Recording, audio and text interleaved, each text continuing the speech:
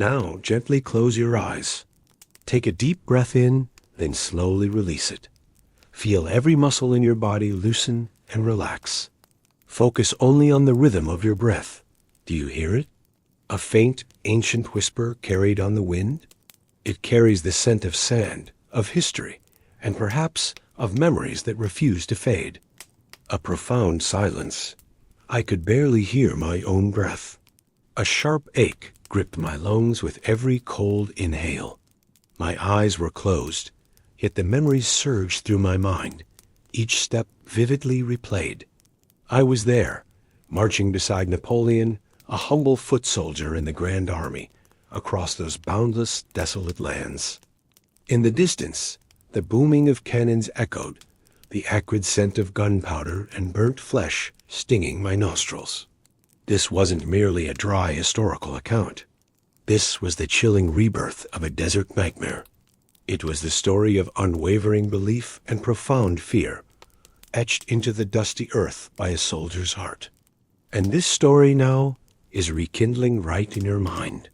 It was the spring of 1798. I was far from the bustling streets of Paris, the smell of fresh bread, the laughter of my loved ones. My uniform's suffocating weight pressed on me, while inside, a vague excitement stirred.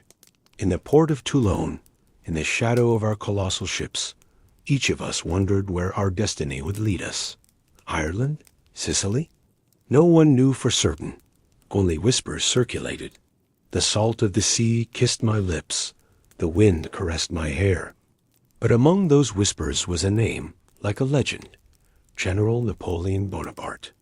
In his gaze, he was as resolute as iron, as if he could read the future. He told us that the petty battlefields of Europe were nothing but a molehill, and that all great reputations came from Asia. It sounded mad, but his charisma, his fiery speeches, enchanted us. We believed that with him, we were embarking on one of history's grandest adventures, that we would etch our names forever into the pages of history. On May 20th, our enormous fleet set sail. As the sails filled and billowed with the wind, the French coast behind us slowly faded into oblivion. The fleet truly was an impressive sight. 13 ships of the line, 13 frigates, and more than 200 transport vessels. Their sails gleamed in the sun, making them look like a floating city, a towering monument of pride stretching across the horizon. The salty scent of the sea stung my nostrils, and the rhythmic creak of the waves brought a strange peace. At the time, we didn't know that British Admiral Horatio Nelson was hot on our trail. Storms, fog. Was it a twist of fate, or Lady Luck smiling upon us? Nelson missed us, and we continued our journey. It was as if the sea itself was protecting us, whispering our way towards Egypt, each wave bringing us a little closer. 19 days later, on June 10th, we spotted the island of Malta, standing like a small but magnificent rock in the middle of the sea. General Bonaparte wanted to secure the island. It was under the control of the famous Knights of St. John, but most of the knights were of French origin, and they offered little resistance. After a few days of tension, the island fell without a single drop of blood. Surprise and relief mingled within us. When we anchored in the harbors, we felt the peace of resting on land for the first time after a long sea voyage. The solid ground beneath my feet, after weeks of swaying on the ship, felt like heaven. A cool breeze caressed our weary bodies. Bonaparte plundered Malta's treasury. A vast fortune, heaps of gold and jewels, poured into our coffers to fuel our war efforts. I saw the glint of that wealth with my own eyes. It felt like a river of riches flowing into our pockets. We stayed there for 6 days. Bonaparte expelled the knights, abolished slavery and feudalism, reformed hospitals and universities. He wasn't just a soldier. He was also a statesman, and we realized how adept he was at winning over the populace. Leaving a military garrison behind, on June 19th, we set sail towards a distant continent, towards Alexandria. As I watched the sunset, a mix of hope and curiosity blossomed within me. On July 1st, we saw the silhouette of land on the horizon in the distance. Alexandria. Stepping off the ship onto the sand, our exhaustion gave way to a strange excitement. The ground beneath my feet felt solid, the heat of the sand seeping through my boots. The next morning, we attacked Alexandria. As the sun beat down, our soldiers, maddened by thirst, rushed towards the city. Gates were breached, resistance quickly crushed. By noon, the city was in French hands. The euphoria of victory was short-lived, for the real test awaited us, the desert. This was an entirely different enemy, merciless and silent. General Bonaparte remained in Alexandria for a week before moving on to Cairo on July 7th. He anchored the fleet in Aboukir Bay, as if we would one day return. But the desert march was brutal, like a nightmare. During the day, the scorching heat felt like it was burning our lungs. Every breath I exhaled was like a hot flame. Our skin was parched, our eyes dazzled. The sand beneath our feet was like fire, deepening with every step. The sun above us was like a monster, casting no shadow and showing no mercy. Scorching winds whipped sand into our faces, scratching our skin. At night, swarms of mosquitoes buzzed, stealing our sleep and our last remaining resistance. They buzzed all night, never leaving us alone. Bite marks appeared on my arms and neck. Thirst was the worst of our torment. All the wells along the way had been poisoned or sealed by Bedouin tribes. Our lips were cracked, our tongues dry, and with every step, our eyes searched for a single drop of water. Sometimes mirages would appear before our eyes, offering bright, clear waters, then mockingly disappear, leaving behind only deeper disappointment. This desert, I tell you, was a living hell, slowly consuming us, sucking the life from our souls. My comrades, utterly exhausted, some blinded, stumbled forward. Their eyes were inflamed as if burning from within. Many shot themselves, the sound of the gunshots echoing in the dry air, while others began to plot a rebellion. Why are we here? Where are we going? When will this suffering end? Is France too far? Whispers echoed in the hot wind, each one like a dagger. On July 10th, when we reached the Nile River, it was as if the desert's curse had been broken, and our morale suddenly soared. The greenery of the Nile appeared like an oasis to our parched throats. The smell of soil, the smell of grass, the smell of life. My lungs felt as if they were filling with oxygen. But this relief was short-lived. Maddened by thirst, soldiers rushed into the muddy waters to quench their thirst, and many died from poisoning due to excessive consumption. This sight revealed the extent of our desperation. Lifeless bodies floating in the muddy water were like warning signs. On July 13th, at Shubra Kit, we first encountered the Mamluk army. As Murad Bey's Mamluk cavalry charged towards us in clouds of dust, General Bonaparte arranged his 5 divisions into a square attack formation. Artillery batteries were at each corner, capable of firing in all directions. As the sun set, the sky turned a blood-red color, as if there was the smell of blood in the air. He looked at the great Giza pyramid, clearly visible from the battlefield, then turned to us and delivered his unforgettable words. From the heights of these pyramids, 40 centuries looked down on you. In that moment, my hair stood on end. It was as if ancient spirits were watching us, and each of our destinies was being written on those sands. We were witnesses to a grand moment, changing the course of history. Our bayonets, gleaming in the sun, were like stars, like beacons of hope, shimmering against the blood-red sky. In the ensuing Battle of the Pyramids, the greatest victory of the expedition was achieved. As the Mamluk cavalry charged us, we raised our bayonets, standing firm like a wall. As their horses reared and threw their riders under the thrusts of French bayonets, the square formations of French soldiers rendered the Mamluk cavalry useless. The Mamluks were retreating in disarray, the sound of their horses' hooves echoing on the dry earth. Amidst the dust clouds and screams, we maintained our order, holding fast to each other. After a 2-hour engagement, the Mamluk forces were routed, and hundreds drowned as they desperately tried to cross the Nile River in a panic. I can still see the crimson color of the river, as if it had been painted with blood. Mamluk soldiers often went into battle with their valuables. In this case, a single Mamluk corpse was enough to enrich a French soldier. After the battle, the French spent days playing a gruesome game of pulling Mamluk corpses from the river with bayonets. The stench of decomposing bodies in that heat was unbearable. On July 24th, General Bonaparte entered Cairo triumphantly. As we marched through the city gates, the startled and fearful gaze of the populace was upon us. It was a victory, yes, but I had a strange feeling inside. It was as if this victory would come at a heavy cost. I could feel it. Bonaparte did everything he could to win over the populace. He invited the sheiks of Cairo to theological debates, giving the impression he intended to convert to Islam with his knowledge of the Quran. On August 20th, he funded a 3-day celebration of the Prophet Muhammad's birthday. During the celebrations, he was declared in the capacity of Ali, the son-in-law of the Prophet, and took the name Ali Bonaparte. It was as if Napoleon wanted to conquer not just with his sword, but with his intellect as well. Yet, all these grandiose efforts didn't fill the void within us. The pain of our lost ships, our distant homeland, remained inside us, a constant ache, like a wound.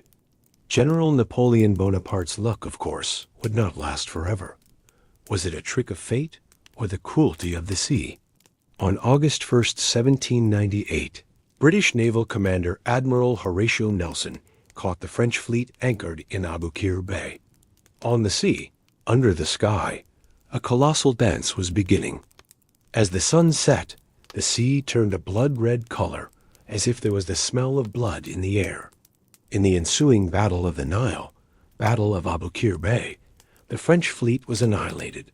11 of the 13 ships of the line were captured and destroyed. French Admiral Brueys and 1,000 French sailors lost their lives when the French flagship L'Orient exploded. The explosion was so massive that the sky suddenly lit up and plunged into darkness. This catastrophe struck our hearts like an icy blow. The last vestiges of our hope were blown away with that explosion. I can still see the flames of the ship, the smoke rising into the sky, the smell of smoke stinging my nostrils. A day after receiving the news, General Bonaparte sarcastically explained to his officers, "You tell me I love this country. That's fortunate, because now we don't even have a fleet to take us back to Europe." These words initiated a whisper of despair within us. As our ship sank, it felt as if our future was also sinking into the depths of the sea. We were trapped on the continent, unable to move forward or backward. In September, due to Talleyrand's failure to fulfill his diplomatic mission, the Ottoman Empire declared war on us. Now, we faced not just the Mamluks, but an entire empire. News reached Cairo on October 20th that the Ottomans were gathering an army in Syria. That same night, a rebellion broke out in Cairo. The streets suddenly ignited. Screams rose into the air. The city's military governor, General Dupuy, was killed, his body pierced through with a spear. Some of Napoleon's guards and aides were savagely massacred, their bodies dismembered and thrown to dogs. These terrifying reports struck fear into our hearts, turning our stomachs. Before Commander Bonaparte could give an appropriate response, he attacked the Grand Mosque with artillery fire. The roar of the cannons tore through the sky, shattering our hearts. The last fragments of innocence were also destroyed with this assault. In the initial clashes, 2,500 rebels were killed, and hundreds more were executed in the following weeks. To conserve ammunition, he had the rebels decapitated, piled their severed heads in the city center, and threw their bodies into the Nile River. The warmth of the blood choked me. Its smell nauseated me. This savagery was etched into our minds. When we closed our eyes at night, those images came to life, preventing us from sleeping. On November 11th, after the rebellion was suppressed, General Bonaparte turned his attention to Syria. To preempt the impending Ottoman invasion, in February 1799, we marched out of Egypt with 13,000 soldiers. We took the fortress of El Arish after a fierce bombardment. Then, passing through Gaza, we began the siege of Jaffa on March 3rd. The siege lasted 3 days, and these 3 days felt like an eternity to us. Exhausted, our eyes bloodshot from lack of sleep, we witnessed the barbarity of the governor of Jaffa. When he beheaded our messenger and displayed his severed head on a wall, our hearts filled with rage. The hatred in his eyes consumed me too. When we captured the city, it was given over to 24 hours of unlimited looting. Screams, gunshots, the smell of blood. A horrified scholar's testimony still echoes in my ears. The scene was terrible. The sounds of gunfire, the cries of mothers and fathers, piles of corpses. The smell of blood, the moans of the wounded, the shouts of the victors scrambling for loot. These sounds became nightmares that haunted my nights. Even worse, some of the soldiers who fought in the defense of Jaffa turned out to be the same men whom General Bonaparte had released after taking the fortress of El Arish, having sworn not to fight again. So he decided to punish the entire garrison. On March 3rd, between 2,000 and 3,000 prisoners of war were taken to a beach south of Jaffa, where they were all massacred by bullets or bayonets. They lined up silently under the sun. One by one they fell, yielding their lives to bullets or bayonets. Their last gazes were etched into my soul, that sheer helplessness. Napoleon claimed he did not have enough food to feed the prisoners, but something inside us prevented us from believing this explanation. This massacre left a deep stain on our souls. As a curious twist of karmic justice, shortly after the Jaffa massacres, we contracted the bubonic plague. The curse had struck us. With a high mortality rate, approximately 270 new cases were reported daily. Our ranks were dwindling. We were losing someone new every day. Every day, we carried the lifeless bodies of our comrades, burying them beneath the sand. Our cemeteries grew daily, turning into an endless forest. The plague brought even the bravest soldiers to their knees. They were delirious with fever and whimpering.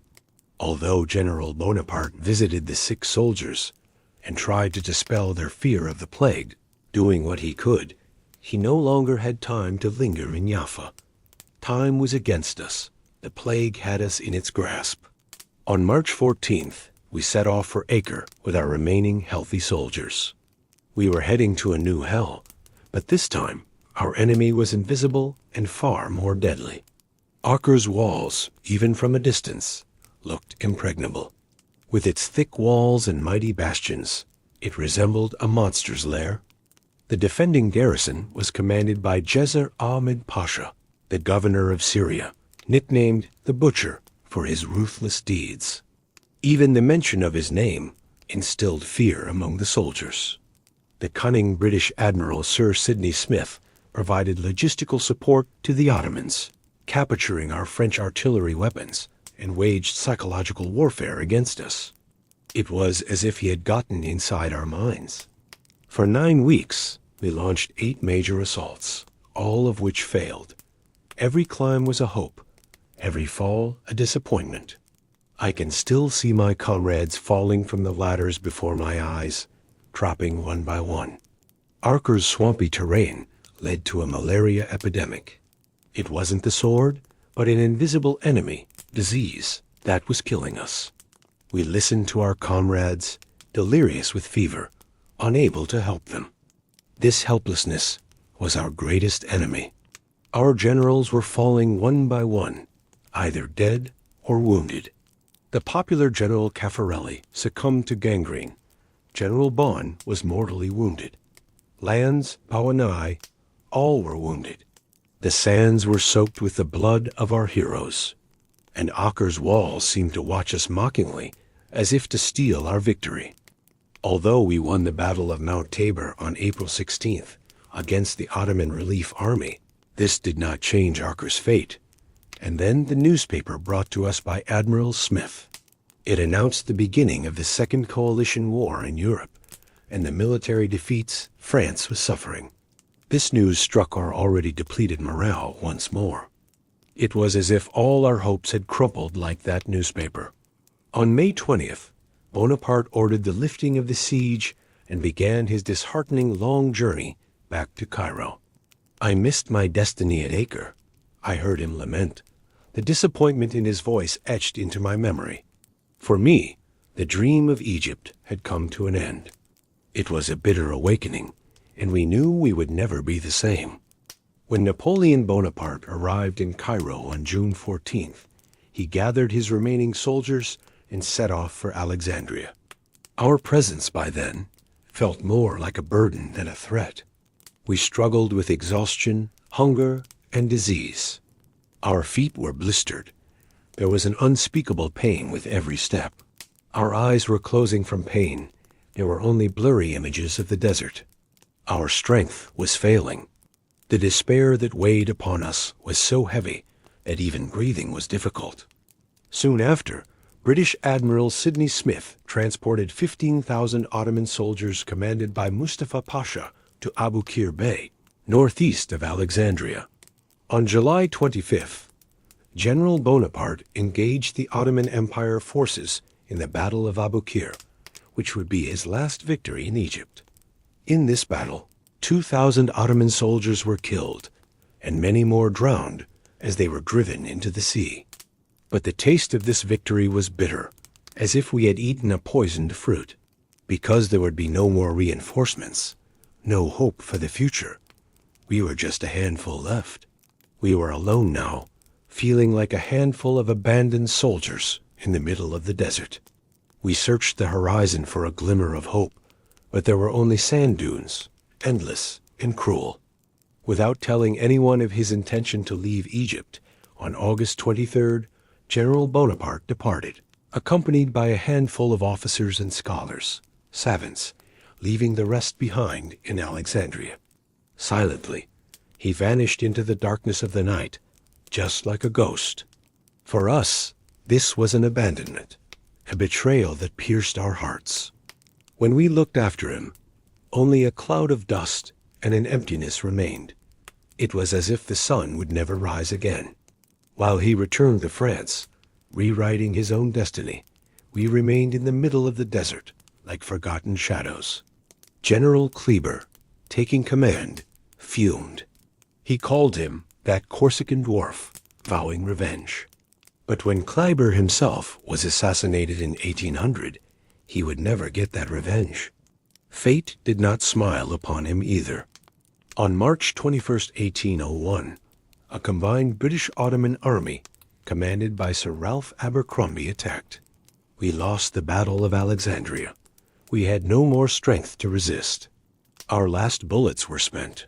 Our last hopes were dwindling one by one.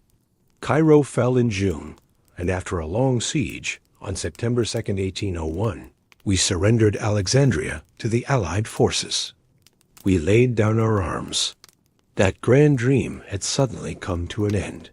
With the Treaty of Paris on June 25, 1802, hostilities ceased. Egypt once again came under the rule of the Ottoman Empire.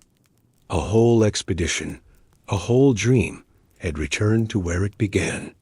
All that remained were bitter memories, the souls of our fallen comrades, and the silent whispers carried by the sandstorms. The sand, it never forgets those days, whispering to us with every breeze. Now, you can slowly open your eyes, or if you prefer, let these ancient whispers pull you deeper into the realms of sleep. I hope, like me, you felt what it was like to be right there, beside Napoleon in Egypt, to be part of that grand, yet ultimately doomed, ambition. Has this long and arduous journey wearied you too? Perhaps you've heard the ancient whispers of the pyramids now. Sweet dreams.